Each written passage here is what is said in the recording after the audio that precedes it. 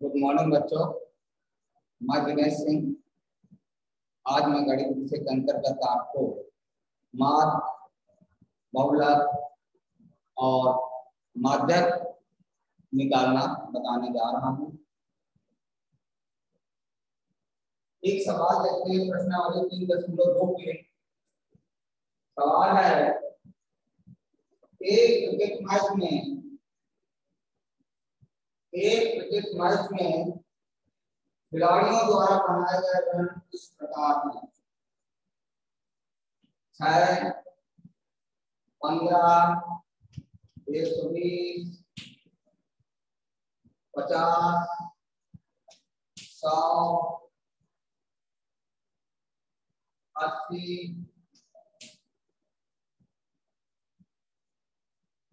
10, 15, 8, 10, 15।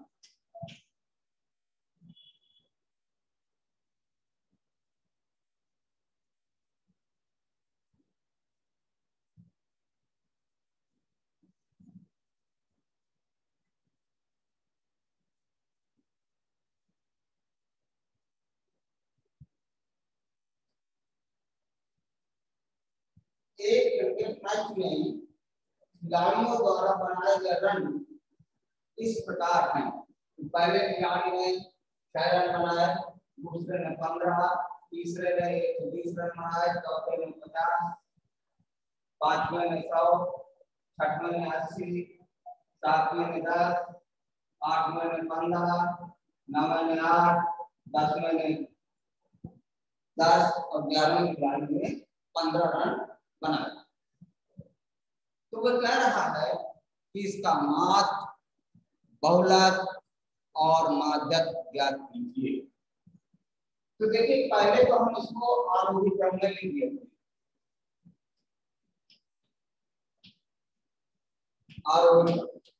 आरोही क्रम हम इसके सबसे पहले इसमें लिख रहे हैं क्योंकि आगे चल के हमको बहुलक भी ज्ञात करना है और माध्यक भी ज्ञात करना है।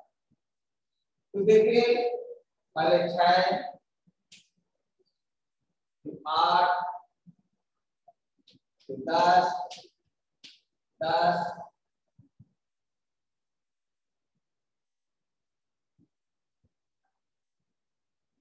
15, 15, 15,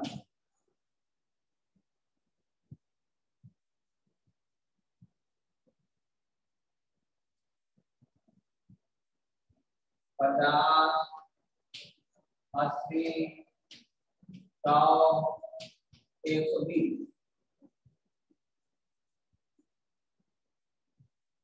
तो ये हमने आरोही क्रम में सबसे पहले लिख लिया। अब इसके बाद हम इसको माध्य ज्ञात करते हैं।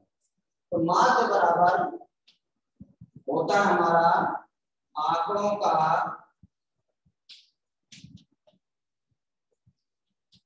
योगफल बटा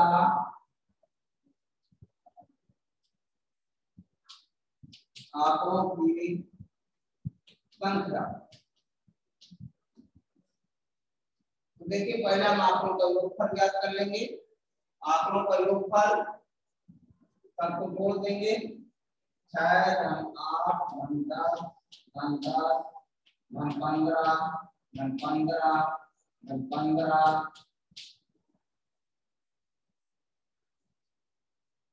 50, 80, 100, 120 बटा। देखिए कितने आंकड़े हैं? 1, 2, 3, 4, 5, 6, 7, 8, 9, 10, 11 बटा 11, क्योंकि आंकड़ों की संख्या 11 है। अब अगर हम इसको जोड़ें तो 8, 6, 14, 14, 5, 19, 19, 5, 24, 5, 29,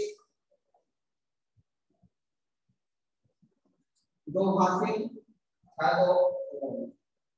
2 हासिल, 2, 3, 4, 5, 6, 7, 5, 12, 20 रुपये।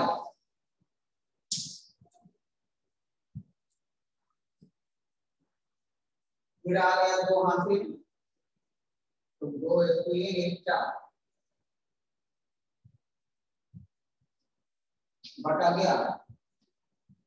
अब इसको हम 11 से भाग कर देंगे, 11 टाइम 33,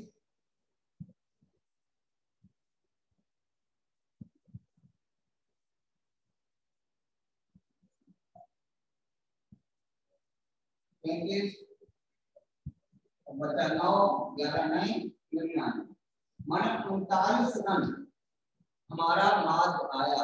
कहने का मतलब औसतन 39 रन प्रत्येक छात्र ने, वे प्रत्येक खिलाड़ी ने बनाए। अब आता है बॉलर।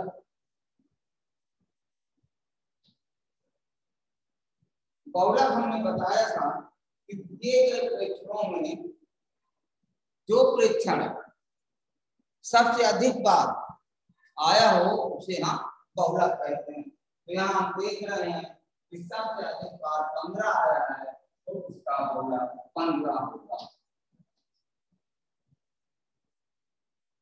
इसके बाद माध्यम,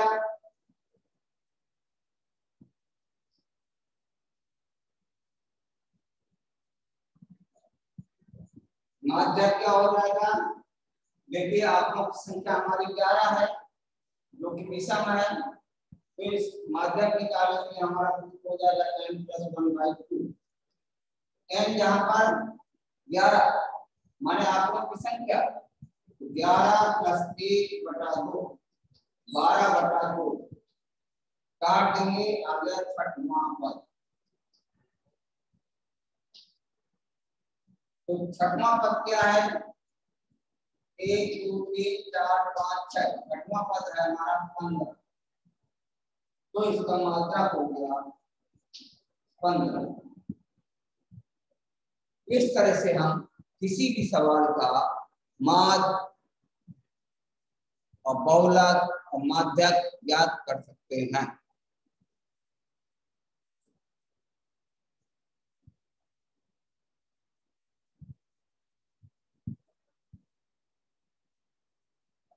हमने आपको बताया था कि एक सवाल में एक से अधिक बहुलक हो सकते हैं। आगे हम इसी प्रश्नावली में देखते हैं कि बताइए कि निम्नलिखित कथन सत्य है या असत्य। वो हमारा सवाल नंबर 5वां है।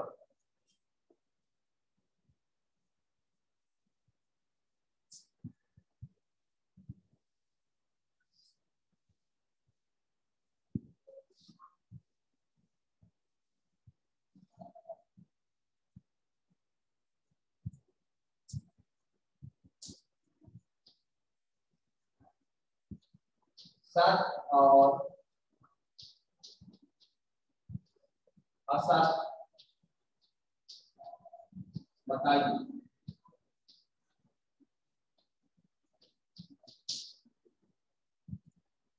पहला कह रहा है कि बहुलक आंकड़ों में से सदैव एक संख्या होता है। बहुलक आंकड़ों में से सदैव एक संख्या होता है। तो देखिए अभी हमने पिछले सवाल में देखा कि जो बहुलक था वह हमारे आंकड़ों में से एक संख्या थी, तो ये हमारा सत्य है। दूसरा है मात्र दिए हुए आंकड़ों में से एक संख्या हो सकता है। मात्र दिए गए आंकड़ों में एक संख्या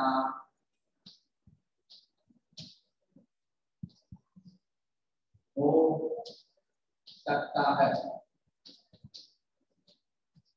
तो देखिए जो माध्य होता है वह हो सकता है जो आंकड़े दिए हों उसमें वो संख्या ना हो, और ये भी हो सकता है कि वे संख्या जो माध्य आया है वे उन आंकड़ों में दी गई एक संख्या हो। तो ये भी हमारा सत्य है।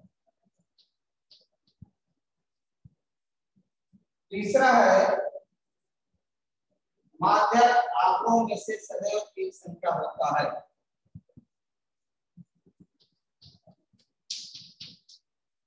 माध्य आंकड़ों में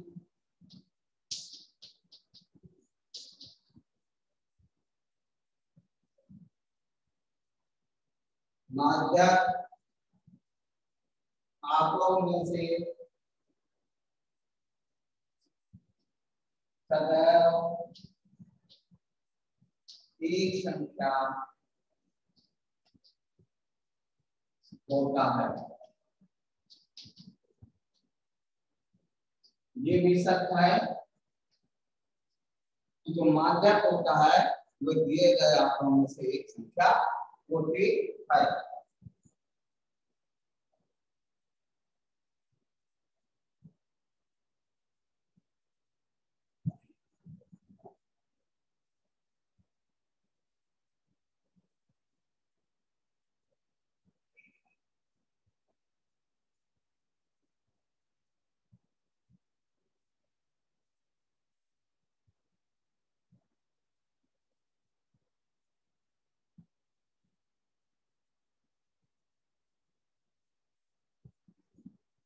और चौथा कह रहा है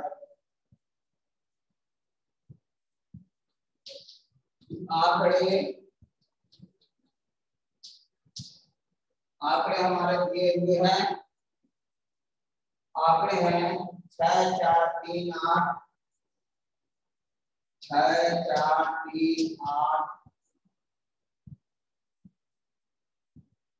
9 12 13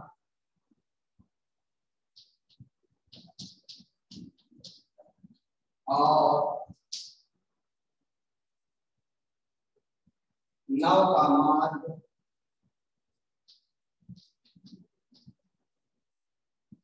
9 है।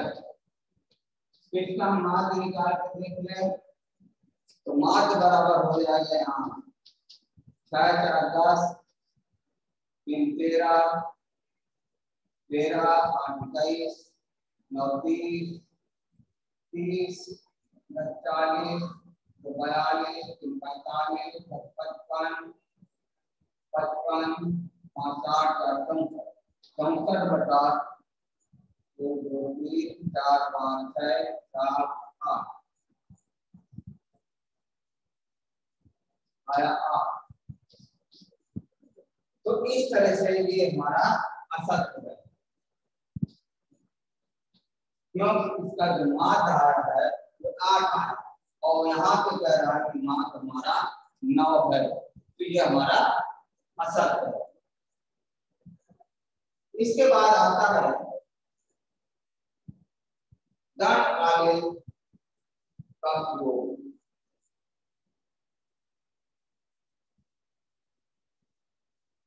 दंड आलेख का प्रयोग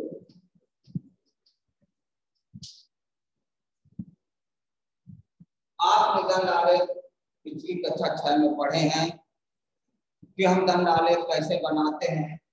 थोड़ा हम यहाँ पर रिवीजन करते हैं कि दंड आलेख में सबसे पहले तो 2 अक्ष होते हैं। एक ऊर्ध्वाधर अक्ष होता है जिसे हम y अक्ष कहते हैं और दूसरा हमारा क्षैतिज अक्ष होता है जिसे हम x अक्ष कहते हैं। तो दंड आलेख में 2 अक्ष होते हैं। दूसरी चीज कि प्रत्येक दंड की चौड़ाई समान होती है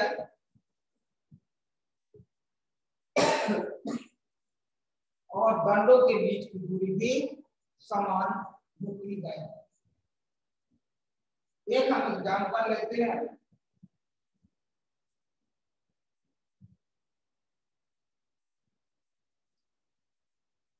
सवाल है तीसरा प्रश्नावली 3.3 में छह विभिन्न कक्षाओं के विद्यार्थियों की संख्या नीचे दी गई है।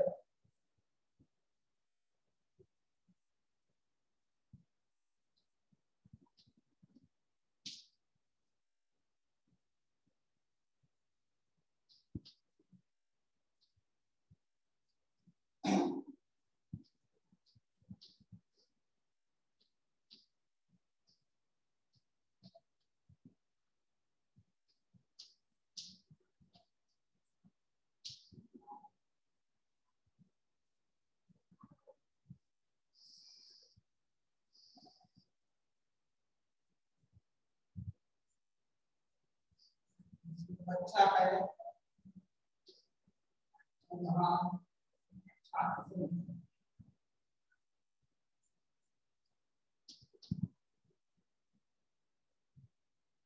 पाँच छः सात आठ नौ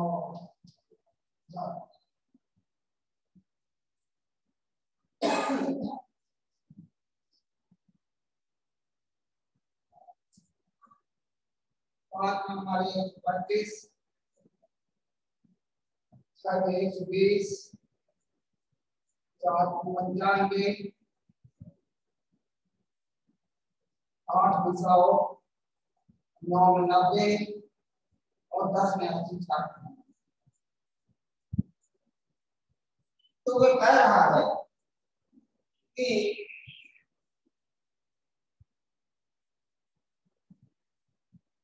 इससे हमारा दंड आलेख बनाना है।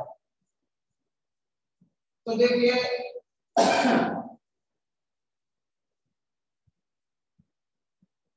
दंड आलेख इस तरह हमने y x हो गया और ये x अक्ष हो गया। इसके लिए क्या हम इतनी बड़ी संख्या को नहीं दर्शा सकते हैं, तो इसके लिए हम पैमाना या स्केल ले लेते हैं जो हम इस कारण पर लिख देते हैं।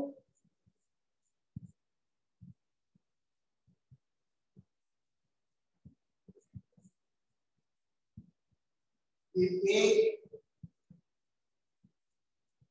सेंटीमीटर बराबर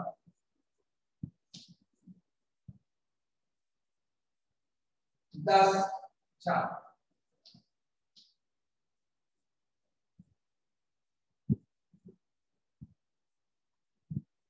और यहाँ पर हम इसे दर्शा दें।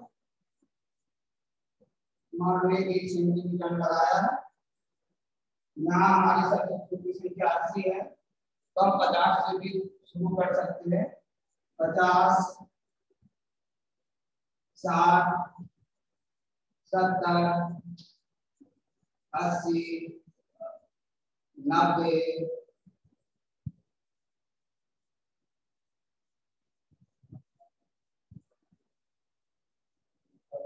कम बढ़ गया।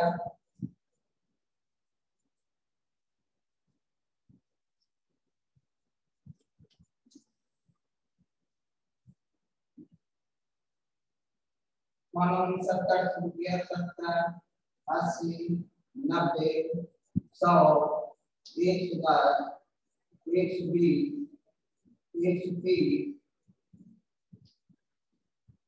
और ऊपर हम 140।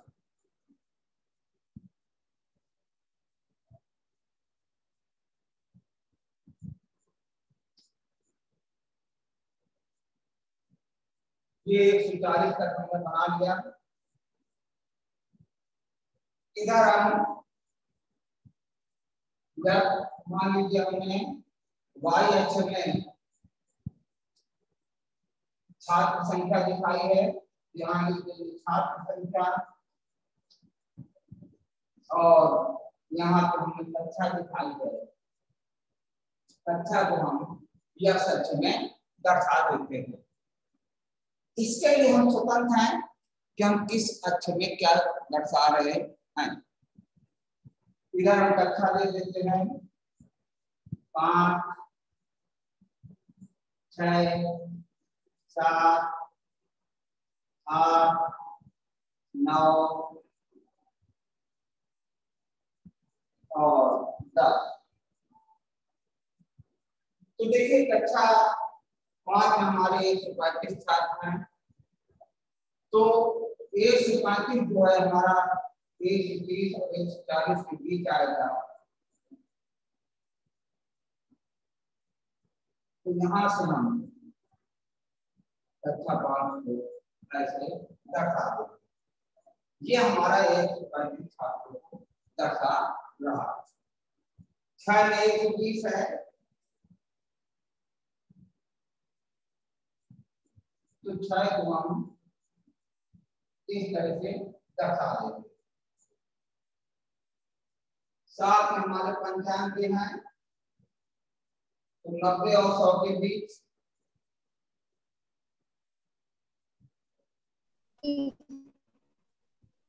इस तरह से हम 95 को दिखा रहे हैं। 8 में 100 है,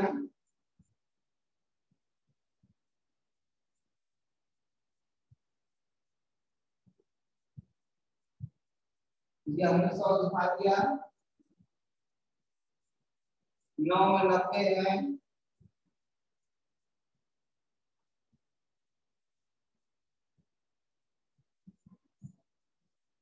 और 10 में हमारे 80 छात्र।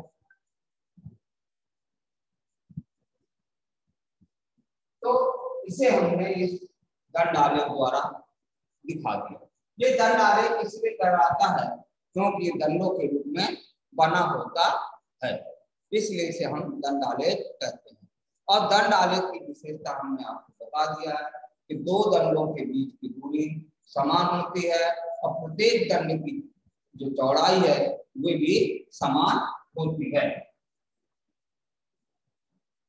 इसके बाद इसमें ये पूछ रहा है कि आप स्केल किस प्रकार चुनेंगे।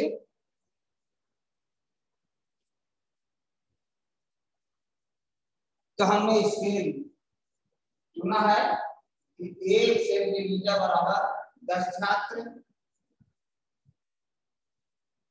दूसरा कह रहा है कि इनको उत्तर देना है किस कक्षा में विद्यार्थियों की संख्या अधिकतम है। तो आप देख रहे हैं कि कक्षा 5 में विद्यार्थियों की संख्या अधिकतम है और किस कक्षा में न्यूनतम है। तो सबसे कम विद्यार्थी हमारे कक्षा 10 में है।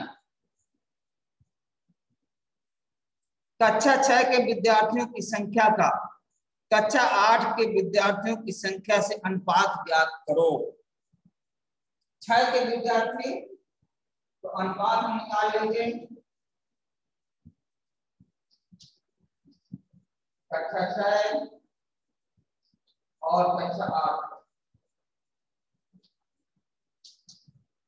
तो 6 में हमारे 120 है और 8 में हमारे 100 है। काट देंगे 20 छक्का 120 25 100 माने 6 अनुपात में 5 का अनुपात है। इस तरह से हम दंड आलेख लिख सकते हैं और दंड आलेख की सहायता से हम प्रश्नों के उत्तर दे सकते हैं। आलेख देख करके ही हम कई सारे प्रश्नों के उत्तर आसानी से दे लेते हैं। अब एक सवाल हम और आलेख का देखते हैं जिसमें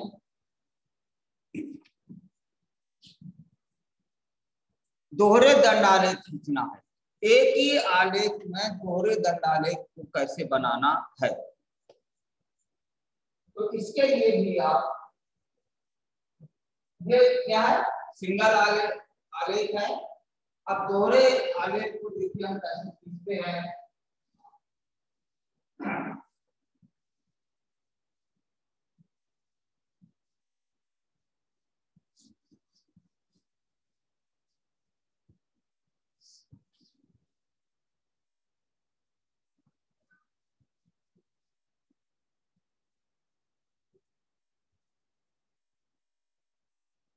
प्रश्नावली है 3.3। 3.3 का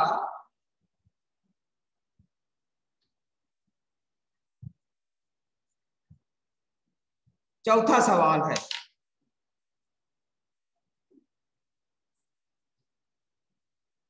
एक विद्यार्थी के प्रथम सत्र और द्वितीय सत्र का प्रदर्शन दिया हुआ है। तो देखिए पहले विषय है और ये प्रथम सत्र,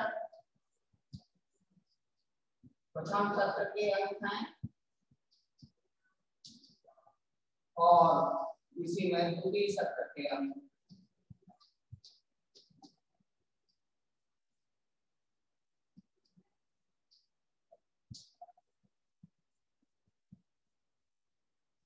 ये हमें एक ही आलेख में दिखाना है।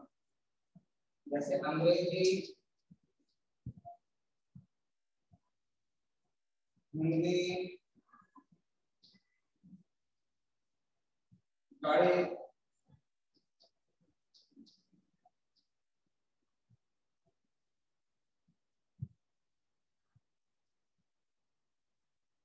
विज्ञान और सामाजिक विज्ञान।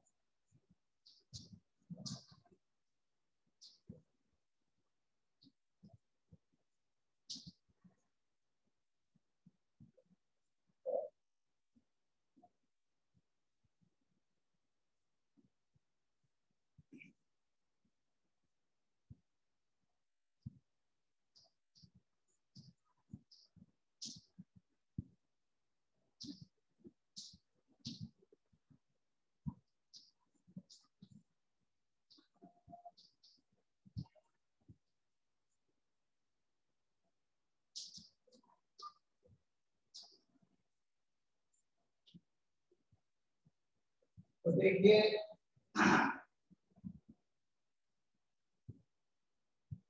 प्रथम सत्र के जो अंक हैं वो छात्र प्रथम सत्र में अंग्रेजी में 67 अंक पाया है, हिंदी में 72, गणित में 88, विज्ञान में 81 और सामाजिक विज्ञान में 73। द्वितीय सत्र में अंग्रेजी में 70, हिंदी में 65, गणित में 95, विज्ञान में 85 और सामाजिक विज्ञान में 75।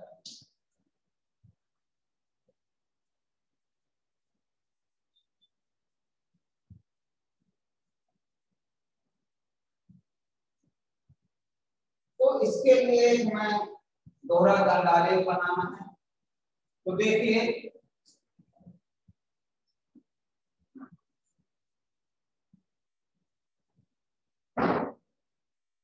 ये हमने बनाया, यहाँ पे आप ये y अक्ष हो गया, ये x अक्ष हो गया। यहाँ पे हम अंक दिखा देंगे।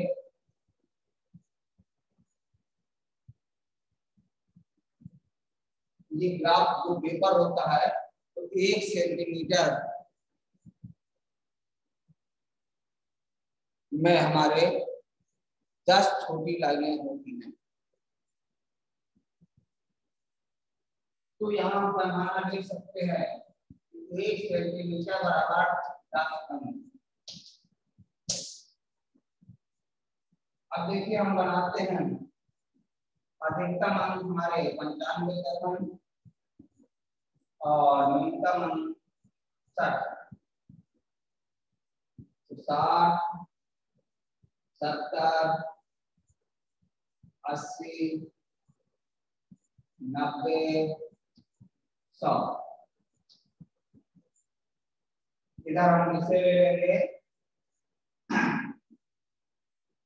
अंग्रेजी, हिंदी, गणित, विज्ञान, समाज विज्ञान।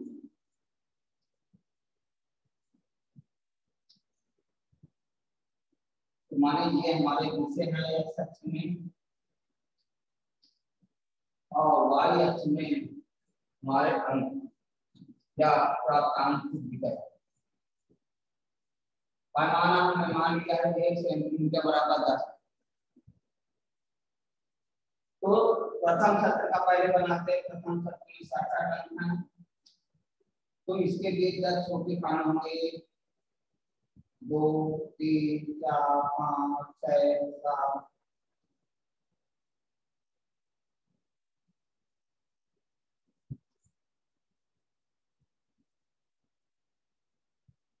तो देखिए 67 अंक को 60 के बाद हम 7 छोटे खाने के लिए 1, 2, 3, 4, 5, 6, 7।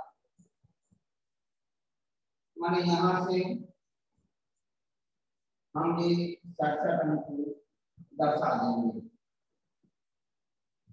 द्वितीय सत्र में 70 है, तो उसी से जोड़ करके हम ये द्वितीय सत्र ऐसे बना देंगे। इसके बाद देखिए आया हिंदी विषय।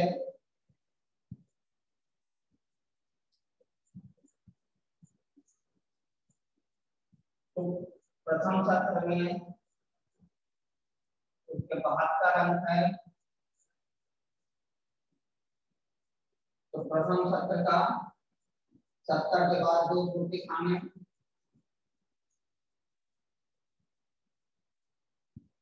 माने 72, और द्वितीय सत्र में 65 है। तो 60 के बाद 1, 2, 3, 4, 5।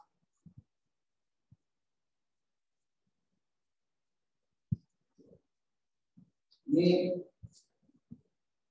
इसके बाद तीसरा विषय गणित।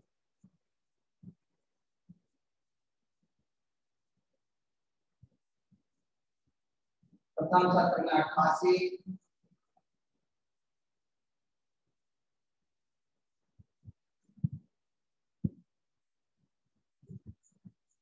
तो इस तरह द्वितीय सत्र में 95,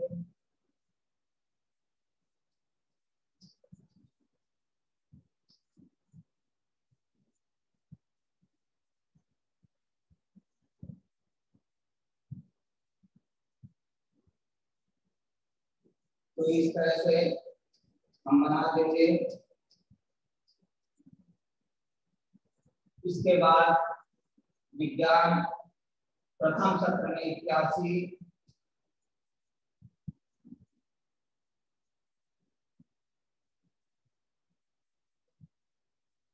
और द्वितीय सत्र में 85।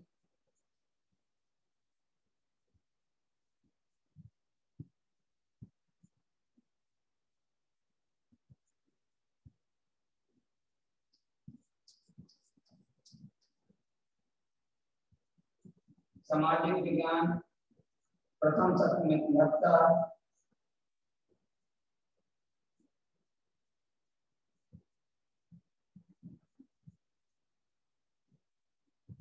और द्वितीय सत्र में 75।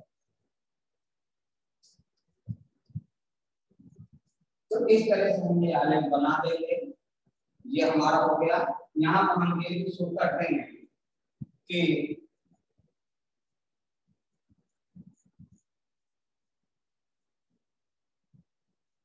एक सिंबल बना के ये हमारा प्रथम सत्र है। प्रथम सत्र के अंक और ये हमारा 30 के अंक।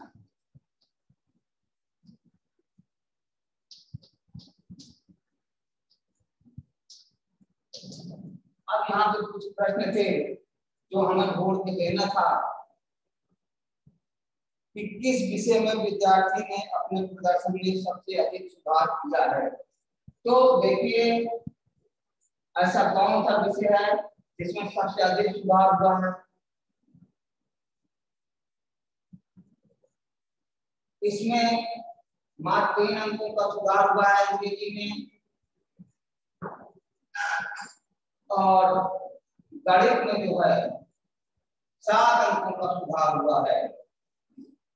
तो सबसे अधिक बच्चे ने गणित विषय में सुधार किया है। किस विषय में सुधार सबसे कम है? सबसे कम सुधार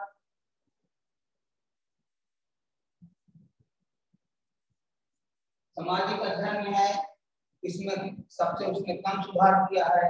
और क्या किसी विषय में प्रदर्शन नीचे गिरा है? तो हाँ, आप देख रहे हैं कि हिंदी में बच्चे का प्रदर्शन नीचे गिरा है। धन्यवाद। आज हम यहीं तक समझेंगे, शेष हम आगे किसी दिन समझेंगे।